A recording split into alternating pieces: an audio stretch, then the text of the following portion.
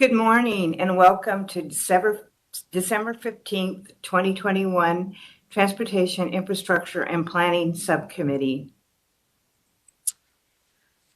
The first order of business is call to the public. Do we have any speakers? Chair Stark, members of the subcommittee, we do not have anybody registered for public comment. Thank you. So our first agenda item is approval of minutes. May I get a motion? Motion to approve? Second. All in favor say aye. Aye. Aye. Perfect. So item 2 was on consent. However, we have some speakers, so we'll pull it off consent. I don't think we need a presentation, but let's let the speakers proceed. All right, Chair Stark, members of the subcommittee, we have 5 individuals registered to speak for this item. The first speaker is Elida Urias. Elida, are you on the line? She's not on the line. Our next speaker is Brenda Bustamante. Brenda, are you on the line? Brenda is not on the line either. Our next speaker is Elizabeth Payan. Elizabeth, are you on the line? Our next speaker is Brenda Montoya. Brenda, are you on the line? Yes, I am the line. Okay, thank you. You may begin. Hello? Please proceed. We can hear you.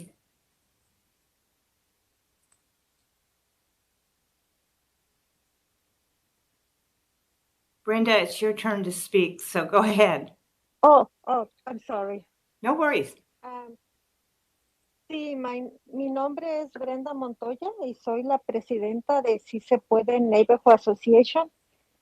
Estoy a favor de la extensión del circulador Mary.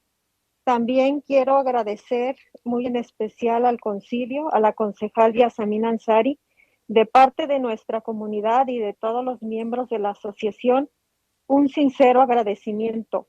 Este circulador va a beneficiar mucho a nuestra comunidad. Muchas gracias. Councilwoman, do you need me to translate that? I think she was commenting on how much she loves the Mary, but maybe you want to talk a little bit about the circulator in Maryville? Madam Chair, we do have a translator on the line. Oh, okay.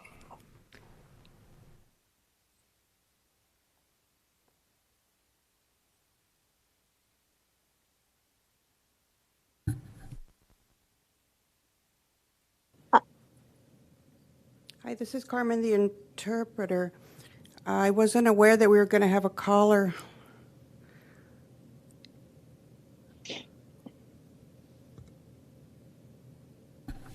Carmen, do you want me to translate? Please do. I actually caught all of that. Yeah, I know she was very grateful for the Mary. I heard that. She's very grateful for the circulator. She wants to special thank you to Councilwoman Yasamín Ansari for listening to them and for being such a great voice for them on the city council. She's excited to see the circulator expanded into Maryville, different areas of Maryville, and she thanks the council, and she's very grateful for all of the work that's being done on this. Thank you. I think our circulators are great. We have one in Sunny Slope, and it serves the community well. Are there any other comments? Then can I get a motion? Motion to approve. Second? All right. All in favor, say aye. Aye. Thank you.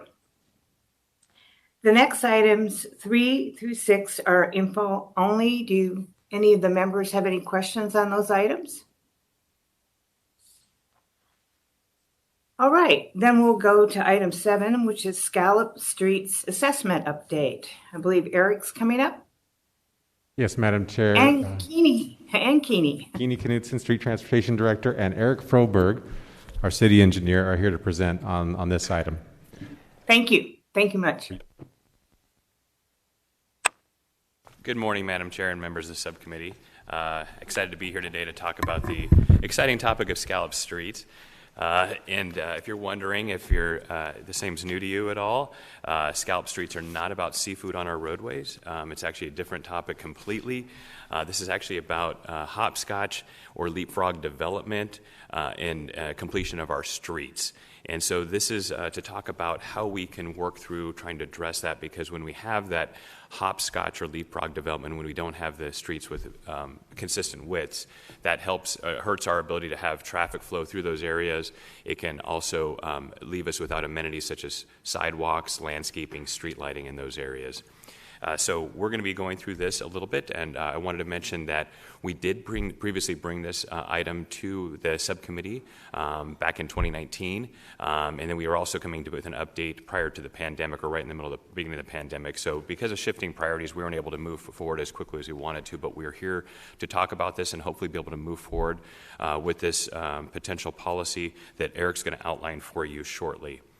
So before I turn it over to Eric, our city engineer, I wanted to talk just generally about what are Scallop Streets and provide us some information. As I mentioned before, it is when we have staggered development patterns where development may occur that does improvements to portions of the streets, but in areas where the development hasn't occurred, we have inconsistent widths and amenities in the streets. It can also be where we have previously annexed unimproved property, where we didn't have the same development requirements before they were annexed and when we annexed them into the city. Also, varying past development standards. So our development standards have varied over time. So obviously our city is not just years old, it's decades and century old. So the way we've developed our projects and our streets have changed over time. So that is maybe a contributing factor to Scallop Streets. And then we also may have developed parcels that have never developed. And so those aren't areas where we have not been able to build out the streets in those areas. So what we're looking to talk about is a potential Scallop Streets policy and what would be the benefits of doing that. The first one is it potentially can help our address safety issues on a roadway, especially when you have merging and demerging of traffic if we don't have consistent lane widths, and obviously being able to make sure we have safe access and facilities for pedestrians and bicyclists in those roadways as well. As I mentioned, because we also have persons with disabilities in those areas, and that could also impact their ability to access the roadway and have safe access to our roadway. And because it will be also addressing roadway capacity and additional lanes, that will be a benefit of a Scallop Street policy as well. And the one key aspect of that is wrapped up in this is the ability to be able to recover improvement costs associated with addressing Scallop Streets over a 10-year horizon for the development. So now I'm going to turn it over to Eric Froberg, our city engineer, who's going to take you through the balance of the presentation. Thank you. Thank you, Keeney. Madam Chair, members of the subcommittee. The next couple slides will talk about some of the logistics of how the program came to be and some of the limitations that we currently have. State statute, ARS, does allow municipalities to construct and assess adjacent property owners for their proportional share of street improvement costs, similar to what the city code requires developers to do when they come in to develop properties. In 1984, the City Council adopted a similar policy and amended it in 1991. The slide after this will talk about some of the differences between the state statute and the city code. But because of some of the limitations that the city code puts on the policy, the city is not currently using this policy, but we hope to potentially start using this policy in the future. So some of the differences between the state statute and the city code. One major one is that the state statute does not require there to be an existing roadway there in existence today, where city code requires there to be at least some level of pavement there to expand upon. State statute provides for a greater assessment to be put on the property. We can recoup more of the cost if we were to follow the state statute. State statute allows us to assess for paving, curb, sidewalk, storm drain, and irrigation cost, where the city code only allows for paving, curb, and sidewalk. Some of the other section limitations, state statute does allow us to recoup, would allow us to recoup the full half section. So on the multi-lane roads that we're talking about, we could get reimbursed for 3 lanes plus sidewalk and those types of things, where the city code very much restricts that down to 1 lane of asphalt, and 60% of the roadway or more has to be in existence today to even expand upon. It also limits the ownership to 1,000 feet. So if you have a roadway, and we'll show you an example later, where there's one, let's say, owner, one farm field that's a mile long, under the city code, we could only assess for 1,000 feet of it, where the rest of it we could not. Under state statute, we could. Residential limitations on residential streets, again, state statute and city code are similar, where we could get half the cost of the local street because we could be reimbursed for 1 lane of asphalt, curb, and sidewalk, which would be the same under both. The difference with city code is if your frontage is less than 200 feet, then we could not apply the Scallop Street policy to. A few other limitations that are required under both. We do need existing right-of-way, and these last 3 are these 2 of the last 3 are the locations that are the reasons that it is difficult for us at this point to implement. Existing right-of-way must be there. It has to be required. So either we would have to acquire the right-of-way ahead of time, or it has to be existing. The other main one is that we can't put an assessment on other agencies like ASLD, the county, school districts, other cities. It has to be on private ownership. And as Kenny mentioned, the repayment period would be restricted to a 10-year assessment period. And after 10 years, then that assessment would go away. So here's an example. We scoured around and tried to find a couple examples. Here's the northwest corner of Lower Buckeye and 91st Avenue. You can see from here in the 2 red ovals that the north half of Lower Buckeye and the west half of 91st Avenue currently aren't constructed. Those are just the half streets that exist there now. Under state statute, we could build and assess this property for the full half street, so the 3 lanes, curb, sidewalk, and any drainage or irrigation improvements. Under city code, it would be significantly reduced to just 1 lane of asphalt with the curb and the sidewalk. We went in, we got a street view of this. This is Lower Buckeye looking west. As you can see, the the south half of the road has been constructed. The north half is just vacant farm field right now. If that were to be developed, or if we put the Scallop Streets policy on this, the city could go in, construct this, put a lien on that property. That wouldn't impact the ability to continue to farm or use its current use, but when it is developed, then that lien within the next 10 years would then be repaid, as the developer would have been required to do as part of that development anyway. In some of our conversations we haven't had official, and that's where official conversations with these different agencies, the Home Builders Association, Valley Partnership, but we do have many interactions with developers on other things. And they've brought up a few concerns because they've heard that we've started to kick around the idea of starting this policy up again. And many of the concerns that we'll talk about here are very much about kind of the logistics of the program, right? What triggers the action for the assessment?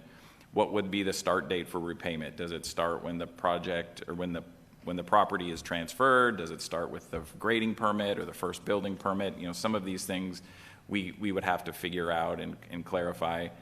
The other would be what's the city's defined criteria for identifying Scallop Streets, and how would we use that?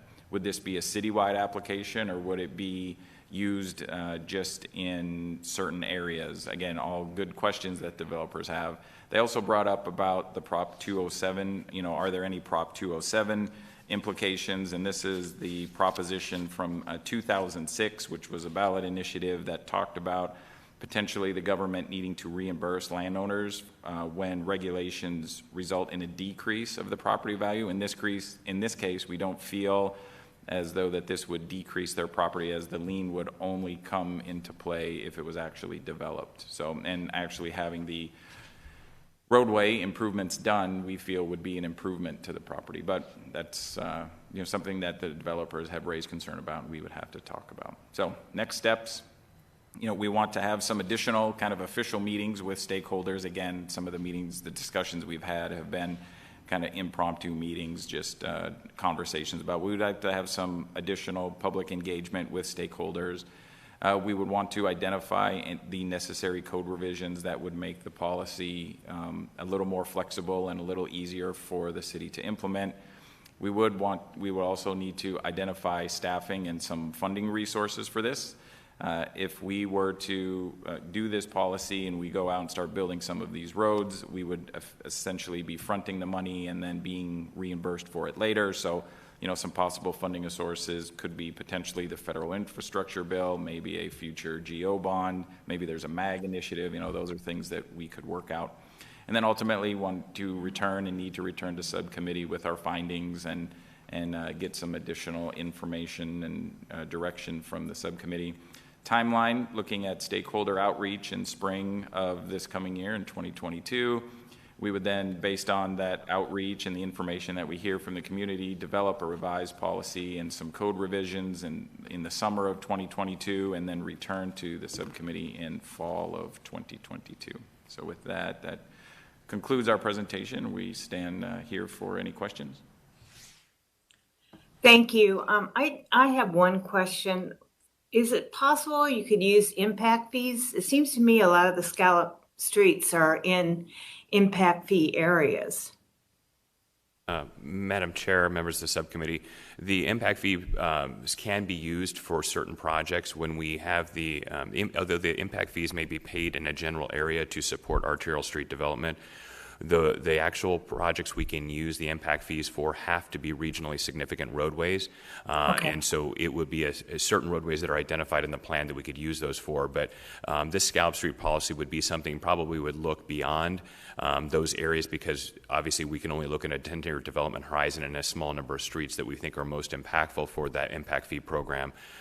So we would be looking probably outside of the impact fee program, projects themselves for potential roadways that we would improve within a Scallop Street policy. Thank you for that clarification. Yes, Councilwoman Pastor. Thank you. Eric, can you go back? I think it's 5. Slide 5.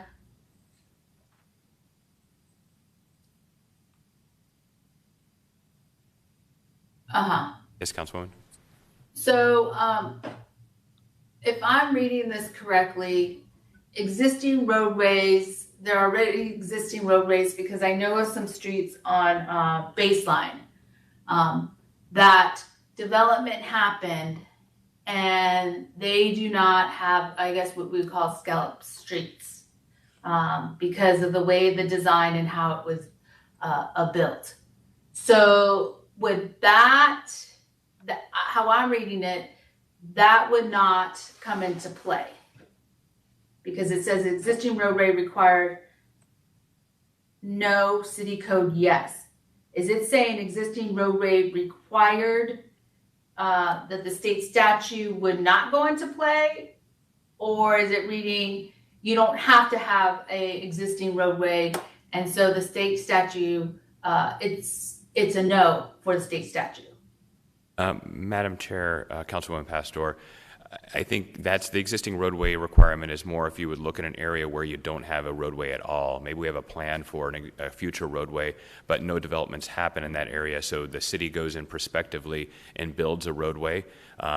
This policy could be used under state statute to be able to assess any development that happens on either side of those roadways. But if using the city code or the city policy requirement, we could not do that. So that's an example. And that's less probably an issue in Baseline, but more of an issue up in the North Phoenix area where there's a lot of development going on with the semiconductor plant and things like that. So a road does have to exist or does not exist? You're building for future development, and that's where you build a road or a sidewalk, and then that's where whoever, once that area gets developed, and they would then pay that lien, or I don't know what. Please explain. Madam Chair, Councilwoman Pastor, a good example of this is several years ago on 35th Avenue between Baseline and Southern, we built out a roadway widening project on that, where on the west side we'd already had development happening. There were single-family homes that were built on the west side. And on the east side was a farmer who was farming, and I think it's actually our title slide of the presentation. We did that street improvement project and did the improvements on the east side as well. We did not have a Scallop Street policy in place for that, but what happened is within a year of us completing that roadway project, the farmer decided to stop farming and sold that land off to a private home developer, who then took advantage of the fact that the city had improved its half street and basically got that those offset improvements for free. Yeah, so that's what it's meant to do. Okay, so it's meant to protect. It's meant to be able to recoup our dollars. I'm probably using the wrong term, but exactly, Councilwoman. Okay. You got it. The other reason I'm asking these questions is because I know that there was a dynamic on 25th. I want to say 25th Avenue, maybe 25th Street, and there wanted an issue of realignment. And I believe when I hear realignment, it triggered me to think of this. And so I'm trying to figure out how this would go into play in existing areas where there's an existing sidewalk, doesn't necessarily, we approved it in the past, it's older, and now a new development is coming in, and then asking developers then to fix that. Is this the Scallop's policy? So, Madam Chair, Councilwoman Pastor, I think the way I'd probably best describe this is this: if we're able to adopt a Scallop Street policy that is something we can work on implementing, we would use that in areas where we know or we think development is going to occur in the near future. Okay. If we're talking about an area that's already been developed but may have incomplete street widths, like in the South Phoenix area where we have established neighborhoods, there's areas where we need to go in and do street improvements to widen out the roadway and provide sidewalks, curb and gutter. That would not be something we'd use the Scallop Street policy for. That's just something we would do in as a city to be able to provide improvements to that street. We would use the Scallop Street policy really where we see that opportunity or we think the prospective development might happen, where we want to make sure we're protecting the city and getting development to pay for its development within the 10-year horizon.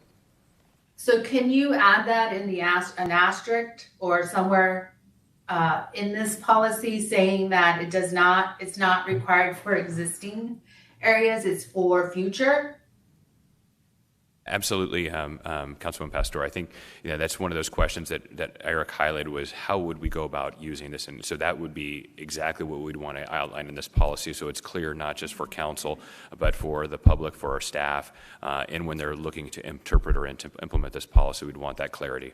But thank you for that suggestion. We will definitely do that. Okay, and then right now I just heard you had stated that when you go street widenings or maintenance of the streets, that we as a city would go in and do that. That's not the developer.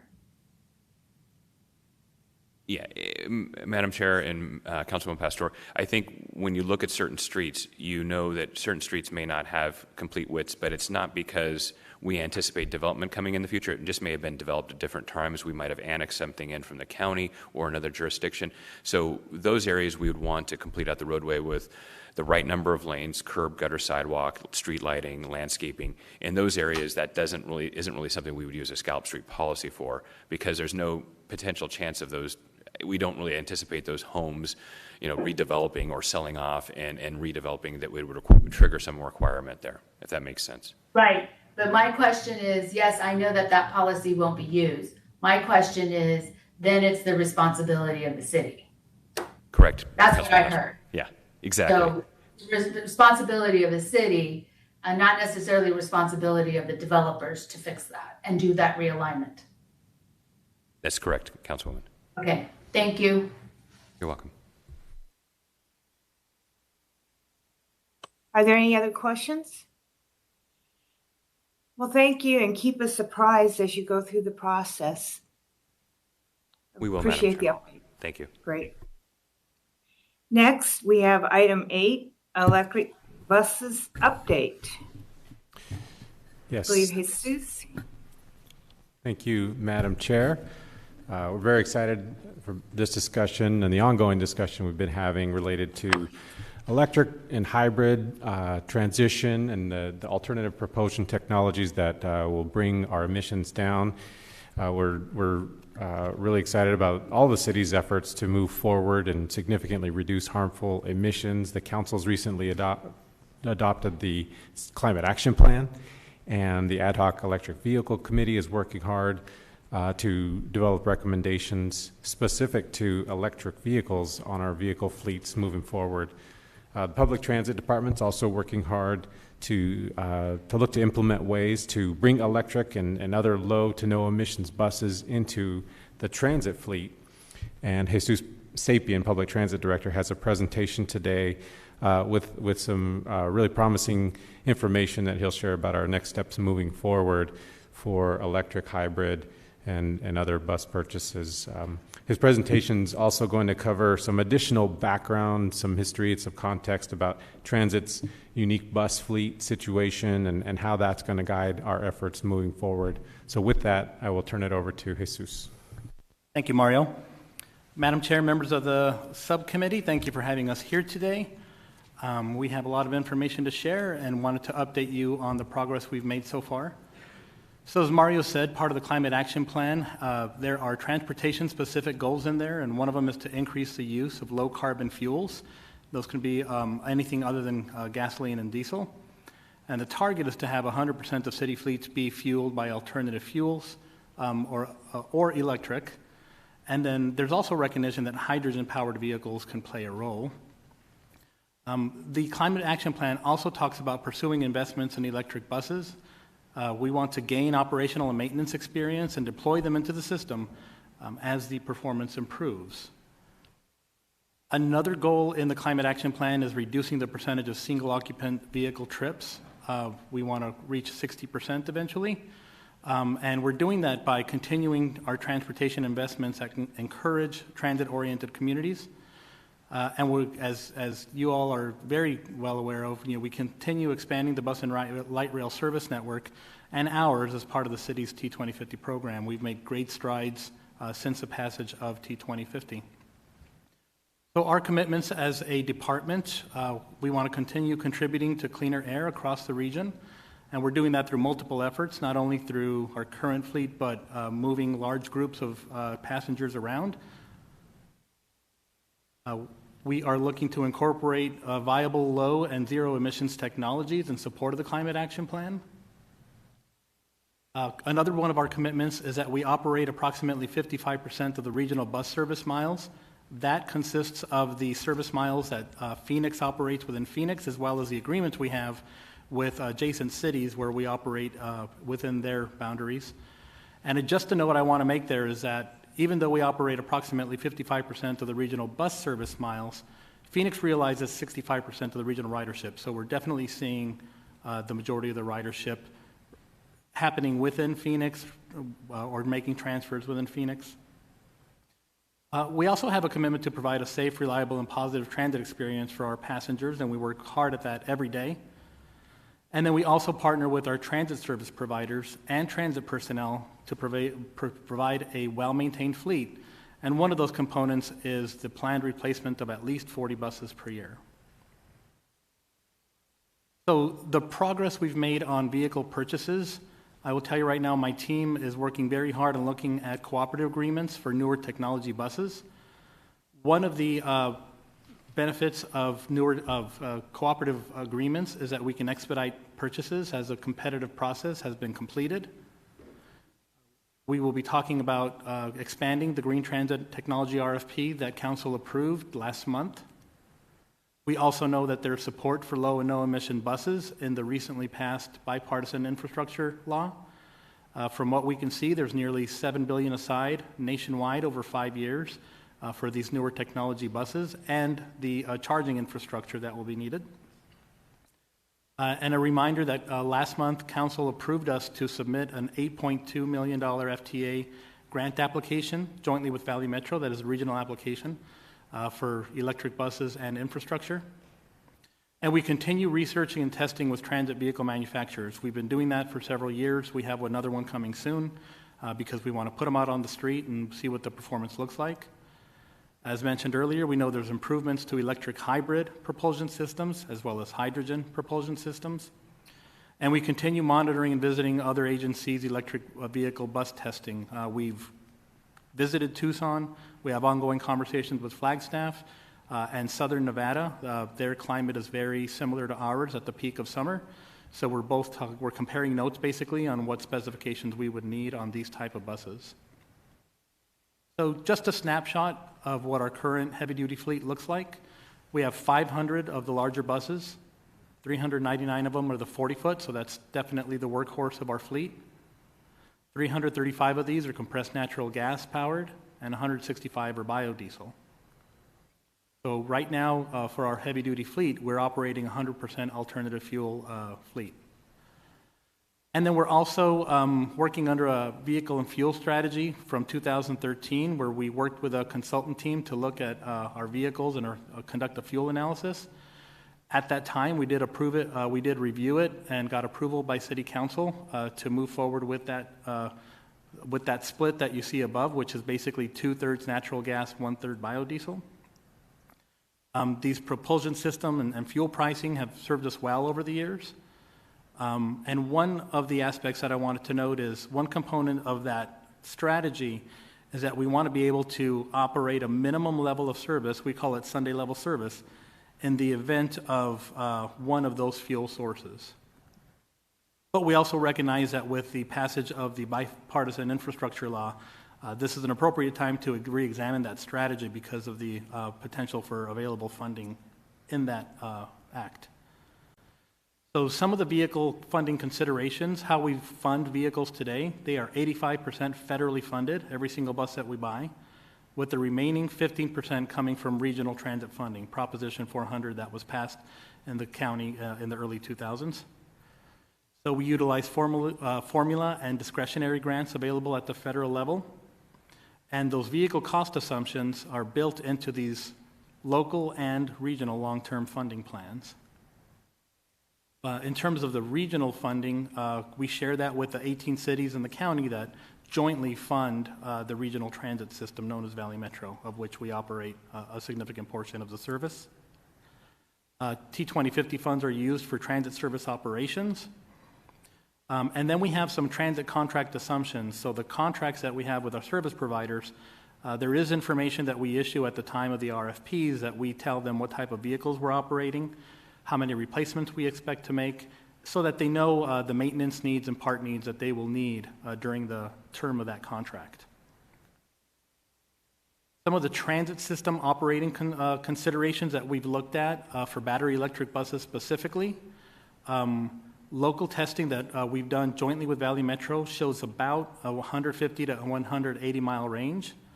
But we know that there's anticipated range improvements in the next 2 to 3 years, and that's basically due to the advancement of battery technology. We've seen a few articles from the vehicle manufacturers talking about what they expect to achieve in the coming years, but that is 2 to 3 years out.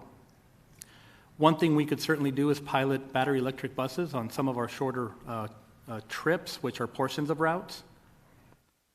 We also have to take into consideration our onboard equipment, the biggest of which is the air conditioning system. Some of the testing that we did jointly with Valley Metro in 2020 showed that the air conditioner consumes between 25 and 40% of the battery use.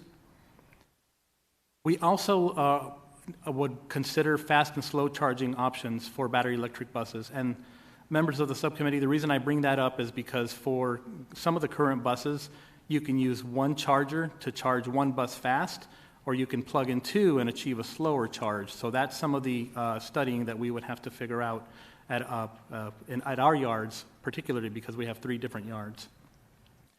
And then we also need to further study what are the site-specific infrastructure changes we would need to make based on the technology that we choose and how many we buy. For battery electric specifically, can the grid in the area where our garages are located take it? Or what infrastructure changes will we need to do on our side of the property to make that happen? So just some background information on pricing considerations for the different technologies. As you see up there, this is what we have today: a biodiesel bus cost and range, and a CNG bus cost and range. And what we're seeing in the market right now for the other propulsion systems, electric hybrid is a little higher, but it has a good range availability. Battery electric buses are higher priced with a shorter range availability. And then we also note that the hydrogen is making strides. It's a higher cost bus, but it has a medium size range availability. So a potential purchase scenario, and this is just to give the subcommittee an idea of something we may want to look at. You may recall that with our proposed CNG contract, we were looking to buy 40 buses in the first year, so that's approximately $22 million.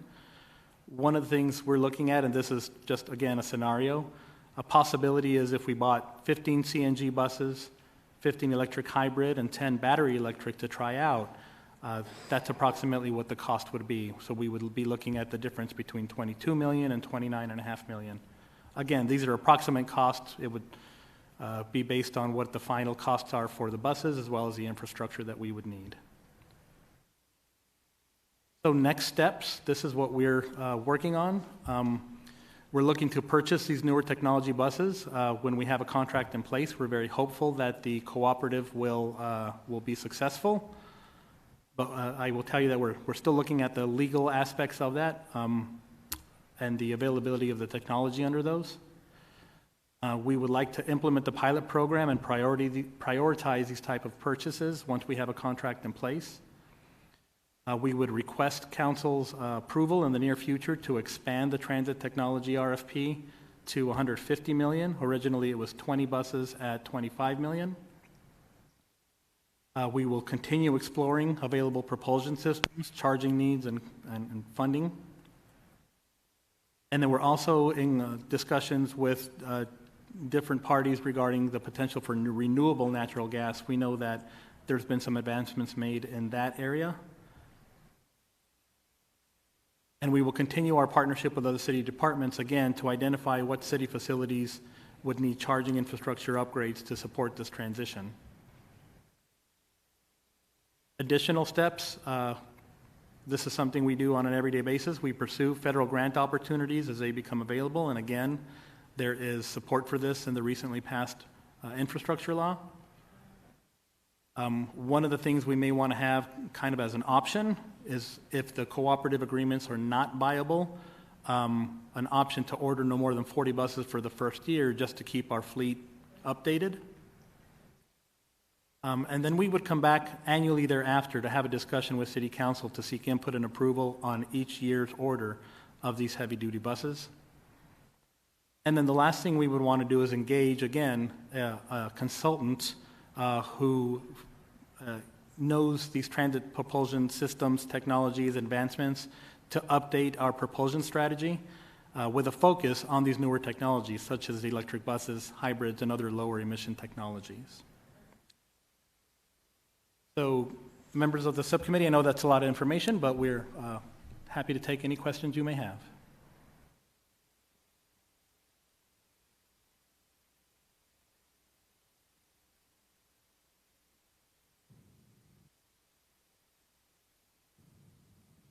Councilwoman Stark? Oh, I'm sorry, I'm on mute. We actually have one speaker. Okay. Why don't we have the speaker go first, and then I'll turn it to you, Councilwoman Pastor. Chair Stark, members of the subcommittee, we have Sydney Kruger registered to speak for this item. Sydney, are you on the line? I am, but I'm actually going to recuse myself. I'm not going to speak this morning. Thank you. Okay, thank you. Thank you. Okay, Councilwoman Pastor.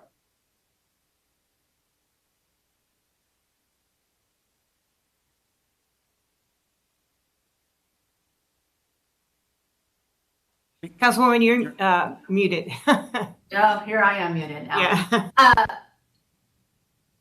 Can you, I'm not sure what slide it was, but can you go back to slide 5, and then maybe we keep moving so that, because there was a lot of information, there were certain slides that I wanted to talk about.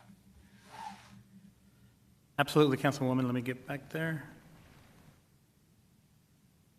Here we go. Okay, so this is the existing inventory at this moment. Correct. And we're looking at the 2313 study, which right now, in point in time, we're going to go to 2022 soon. So it's a 9-year study that a lot has changed within this time period.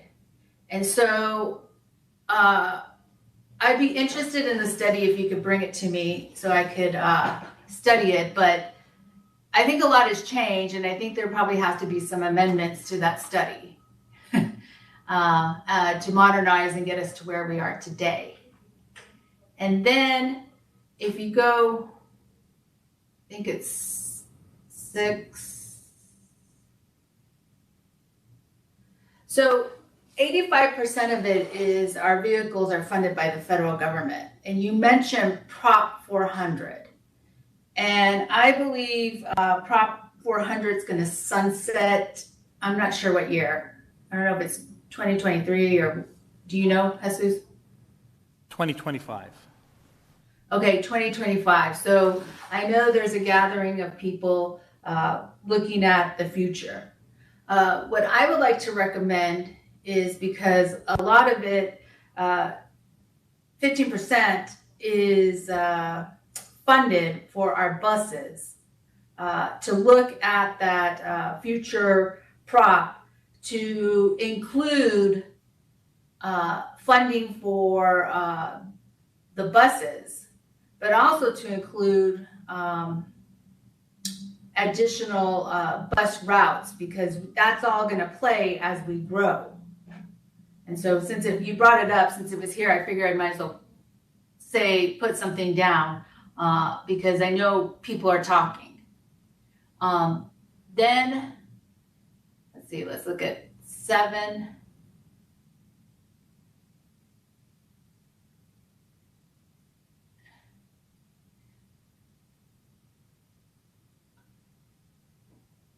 I would like to see, because it's considerate transit systems considerations, I would like to see and have some experts come in to really tell us what is the best thing, what is the best way of us moving this way, and what is the best phase in, and how do we phase in, and what's the cost to phase in these pieces.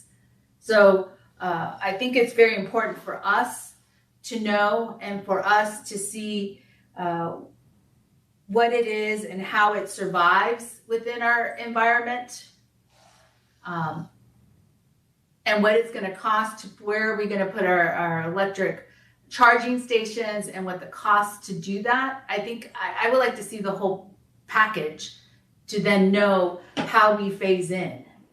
I think it's 8.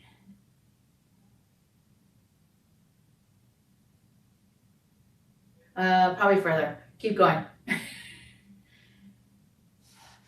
So as we see right here, there is,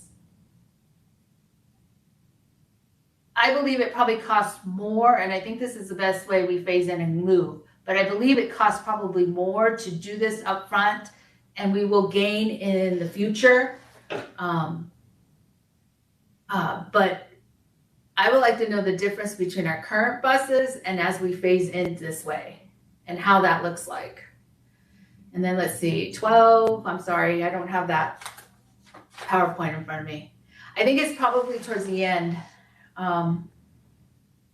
Next steps, yeah. I'm hesitant to purchase without testing and without knowing what really works in our environment, in our climate.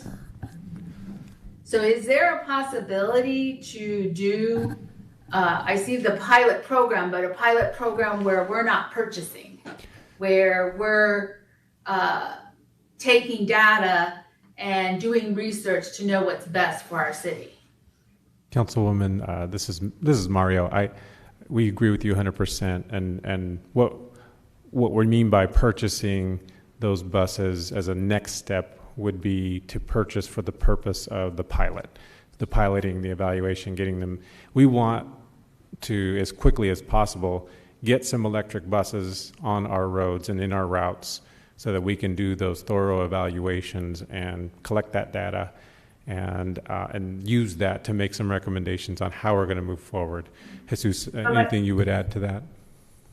My question back to you was, why can't we just do an RFP where companies loan out different, or we rent, I don't know. Or lease. Or lease, yes, lease, that's what I want. So that then we figure that out versus purchasing and putting the infrastructure. It's going to cost for us to do infrastructure, and then we find out this is not what's going to work. I see what you're saying. Oh, we can look at that option as well. I just think we need to test it, and if it doesn't work, then we haven't purchased it. Madam Chair, members of the subcommittee, we can look at leasing options. I've heard of the vehicle manufacturers doing that. We would just have to specify that in our solicitation, whether we're going to lease or purchase or look at options for both. Yeah, I would leave it broad enough to lease or purchase, but I would leave it broad enough so that if we do find something, then we can purchase immediately. But that's just my concern. Understood. And that's it. Thank you. Well, I appreciate this update. I think it's probably important that you meet with other council members who are very interested, especially in the electric buses. This is very helpful. And I do agree with the councilwoman. If there's a way we can lease or lease to own, could save a little bit of taxpayers' money that way, that would be great. Thank you. Are there any other questions or comments? All right, well, thank you. Thank you. I keep forgetting to turn my video on. Our next item is the Airport FAA Concessions Consultant Contract. I believe Chad's coming down. Yes, Madam Chair, here to present on this item is a multi-departmental team. Chad Makovsky, Aviation Director, and Michael Hughes, Deputy Aviation Director, along with Don Logan and Donald Mays from the Equal Opportunity Department are here to present on this item. I'll turn it over to Chad. Thank you, Mario. Chairwoman Stark, members of the subcommittee, the Aviation Department and the Equal Opportunity Department are partnering together and are requesting the subcommittee's favorable recommendation to council, the full body of council, to issue a solicitation for a disadvantaged business enterprise and airports concessions disadvantaged business enterprise compliance consultant. The proposed consultant would be ultimately funded by the Aviation Department, but would report to the Equal Opportunity Department for the purposes of ensuring that the airport, Sky Harbor Airport, remains in compliance with federal program requirements. And here with me today are Michael Hughes, Deputy Aviation Director over Contracts and Services, and Donald Mays, Deputy Aviation Director, or Deputy Equal Opportunity Director, I should say, as well as Donald Logan, who's the Director of the Equal Opportunity Department. And for the presentation, I'd like to turn it over to Michael Hughes. Michael?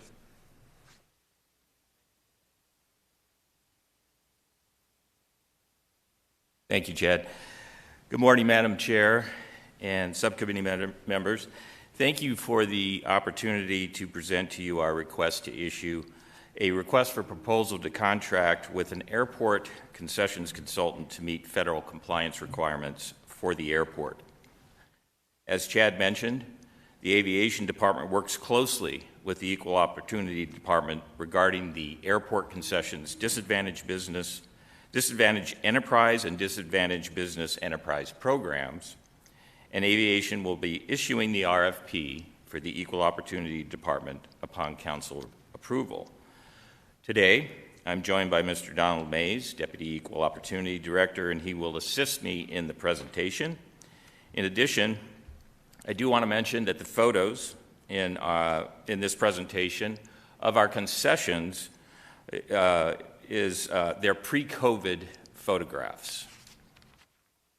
So what are the Disadvantaged Business Enterprise and Airport Concessions Disadvantaged Business Enterprise programs? The Disadvantaged Business Enterprise Program, or DBE program, is designed to help ensure that there's a level playing field for socially and economically disadvantaged firms to compete for airport contracting and concession opportunities. Airport sponsors that receive Federal Aviation Administration grants for airport planning or development, and who will award prime contracts that have a total value that exceeds $250,000 in a fiscal year, must have a DBE program, and it must also meet related requirements as a condition of receiving these funds. The Airport Concessions Disadvantaged Business Enterprise, or ACDBE program, applies to primary commercial service airports that receive airport improvement program funding that have concessions revenues of $200,000 or more for either car rental or non-car rental concessions. This is an important program for qualified firms that are ready, willing, and able to work at an airport. Under the Airport Improvement Program, the FAA awards over $3 billion in federal assistance to airport sponsors annually. The U.S. Department of Transportation estimates that a typical year pre-COVID, airports award over $200 million in contracts to disadvantaged business enterprises. In addition, airport concessions disadvantaged business enterprises are estimated to earn over $1 billion in revenue throughout the United States airport system. To participate as a disadvantaged business enterprise or airport concessions disadvantaged business enterprise, firms must be certified by a state unified certification program. The City of Phoenix serves as one of these state agencies. This certification program has strict standards, and firms must meet these standards to be certified. The Equal Opportunity Department assists firms in applying for these certifications. Title 49 passed in 1988 authorized airports such as Phoenix Sky Harbor to receive federal funds for airport development. To be eligible for Federal Aviation Administration financial assistance and to comply with federal regulations, Phoenix is required to submit its Airport Concessions Disadvantaged Business Enterprise Program goals to the FAA. The city must conduct regular airport concessions disadvantaged business enterprise and disadvantaged business enterprise compliance reviews to ensure airport concessionaires meet federal compliance requirements. The Equal Opportunity Department Director serves as both the city's airport concessions disadvantaged business enterprise and disadvantaged business enterprise liaison officer and is responsible for implementing all aspects of the ACDBE and DBE programs. With that, I'd like to turn this over to Mr. Mays, and he'll provide you with the consultant's responsibilities and the key elements of the RFP. Donald.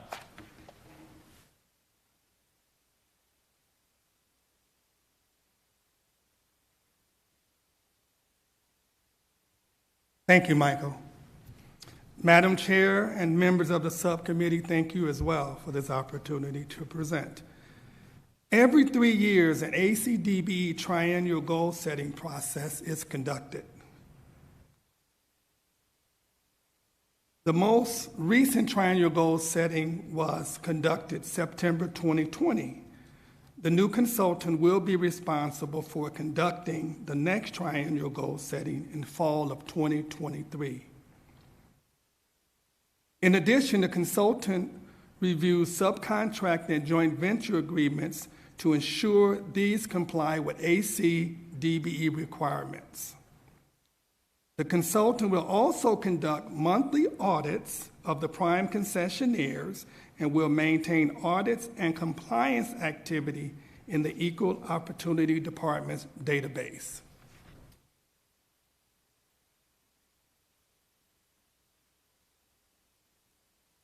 The scope of work for this RFP will assist the city meet key federal requirements. As a condition of eligibility for FAA financial assistance, the city is required to have an airport concessions disadvantaged business enterprise program and to submit its overall goals to the FAA.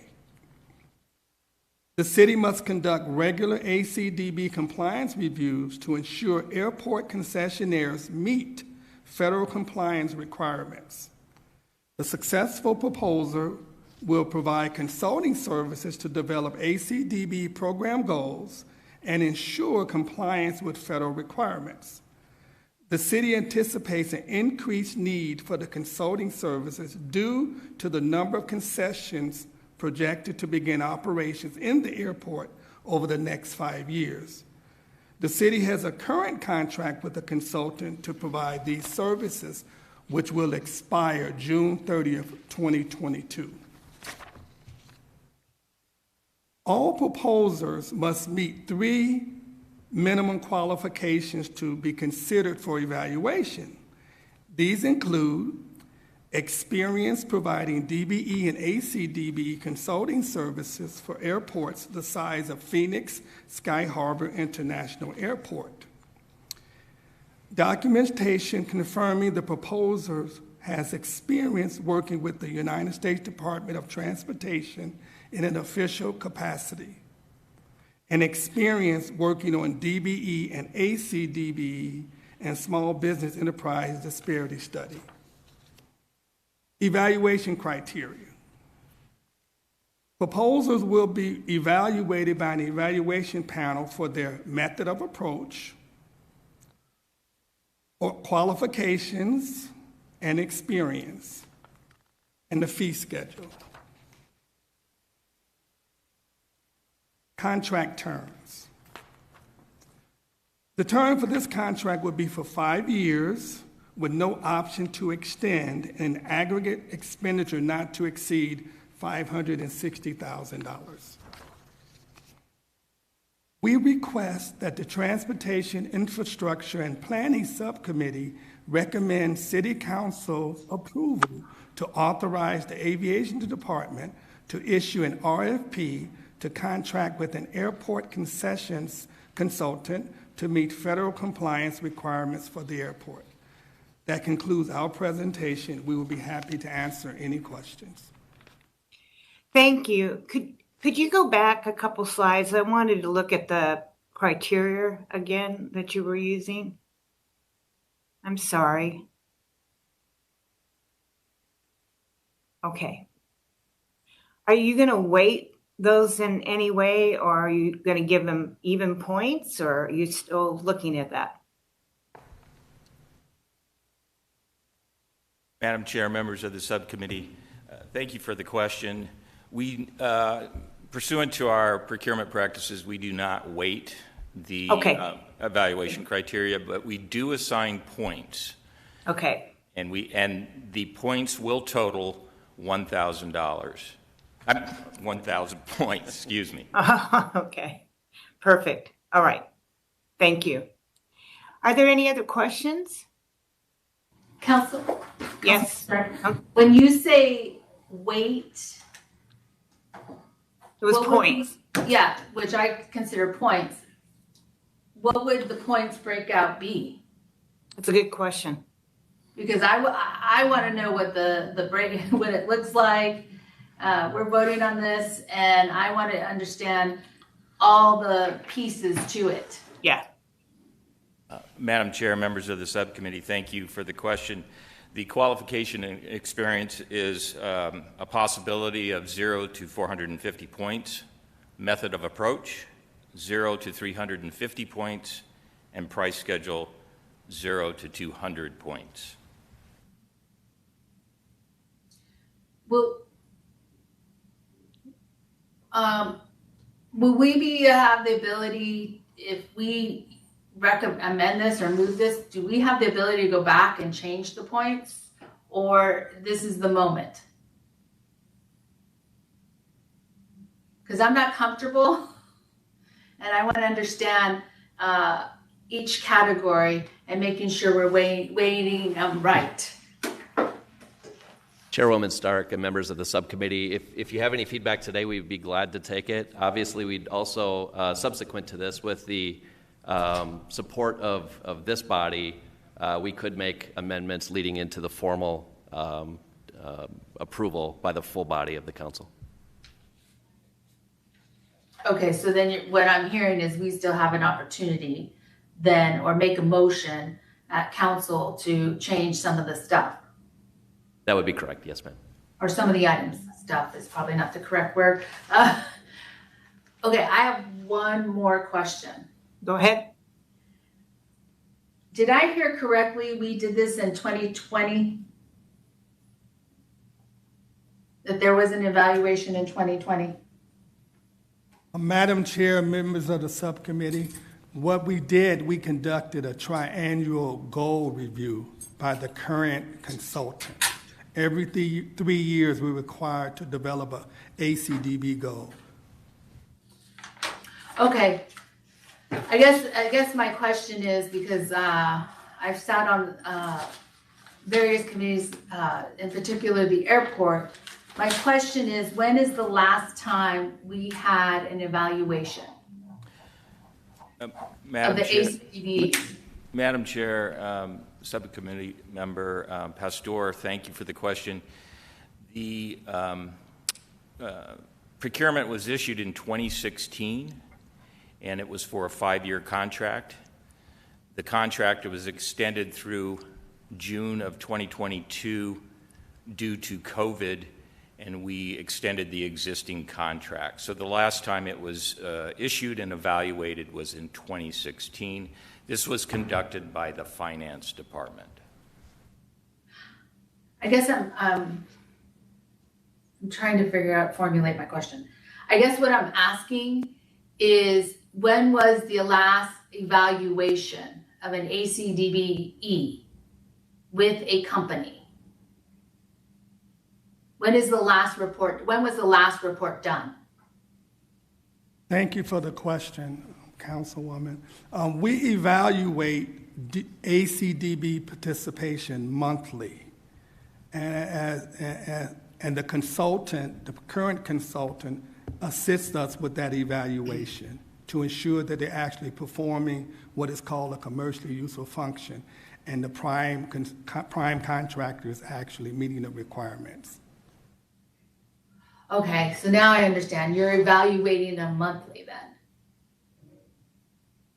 That is correct. Okay, I guess I'm mixing up a report that Director Bennett had given us a while back and said that we were in compliance of ACDBE. If anything, we were at higher compliance, and that we needed to look at some of our policy. So I think I'm mixing votes and conversations. Madam Chair, Councilwoman Pastor, while I'm not familiar with that particular report, he may have been referring to participation rates, ACDBE participation rates, which we do exceed our aspirational goal in that category. That could be it, but we could follow up. I think that's it. That's why I'm getting it mixed up. Okay, thank you so much. Councilwoman Guardado. Yes, thank you. Thank you, Madam Chair. Yeah, I think, that definitely we should make sure, Chad, that everyone gets a briefing on this so that everyone can give their input. And then we can come, as a body at the City Council with whatever recommendations everyone would like to see on this. I think this is a great idea, given COVID, given everything that we've been going through the last year and a half. I think, moments are challenging, times are challenging. I think this is great, a great addition, given everything that's happening with COVID. And we want to make sure that we give the flyers and everyone that's coming by our airport the best experience that we can. And if this is something that helps, I think it can be a really great thing. But I do agree that we should make sure that everyone gets briefed on this so that everyone can give their recommendations in terms of what people think should be happening. We need to make sure that we continue to make our small businesses successful in every way, shape, or form, and making sure that our airport continues to be successful. And as you know, making sure our stores are open and that we're giving the best customer service possible. Thank you. And thank you so much, Chad and team, for all of your hard work and everything that you guys have done on this. Thank you. Thank you, Councilwoman. Well said. So with a motion, do you want to craft something about the point system? Or do we want to just move it forward and then allow them to have briefings with the rest of the council? I think if we can move it forward as is, and then if we need to make any changes on the dais, on the console, just so that everyone has a moment to really look at this, I'd be comfortable moving it forward as is. And then if there's any changes after briefings, then I'm sure we can all talk to each other and do whatever we need to do. Perfect. So I'll make a motion to move the item forward. Do I have a second? Second. All in favor, say aye. Aye. Aye. Aye. Thank you. Again, we have call to the public. Do we have any speakers? Chair Stark, members of the subcommittee, we do not. All right. And then you see before you future tip items. Are there any you guys would like to add? We do have 2 citizen petitions the next month. I did have a chance to talk to the petitioners to let them know that Councilwoman Ansari was already working on the issues, and she's working with our staff. So hopefully we'll have those resolved when they come forward. Are there any other questions, comments? We are adjourned then. Thank you.